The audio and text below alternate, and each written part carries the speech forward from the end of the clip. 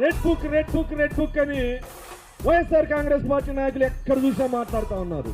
ఇదే లోకేష్ గారు పాదయాత్రలో చట్టాన్ని ఉల్లంఘించేటువంటి పోలీస్ అధికారుల పేర్లు నమోదు చేస్తా ఉన్నాం. అవినీతికి పాల్పడి మా కార్యకర్తల్ని ప్రజల్ని హింసించేటువంటి నాయకుల పేర్లు ఈ బుక్ లో నమోదు కాబడతా ఉన్నాయి. మేము అధికారంలోకి వస్తే చట్టపరంగా చర్యలు తీసుకుంటామని చెప్పిన రోజు ఎంత ఎగతాళి చేశారంటే, రెడ్ బుక్ ఏ బుక్ అది, ఏ జోబులో పెట్టుకుంటావు పెట్టుకో, ఏం పీకుతావు అని చెప్పి ఎగతాళి చేసిన నాయకులకి ఈరోజు ఆ రెడ్ టీషర్ట్ కనపడితే కూడా వణికిపోయేటువంటి పరిస్థితి.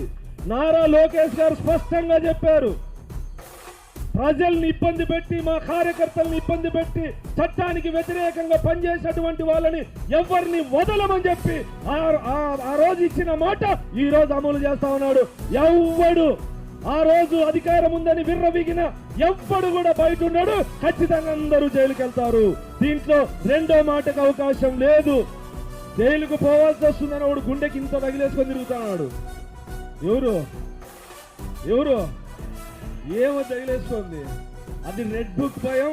రాత్రి పగులు నారా లోకేష్ గారు కళ్ళేకొస్తా ఉన్నారు కాబట్టి గుండె దడ పెరిగింది. ఆ దడని కంట్రోల్ చేసుకోవడానికి వాడు ఒక జాకెట్ వేసుకున్నాడు.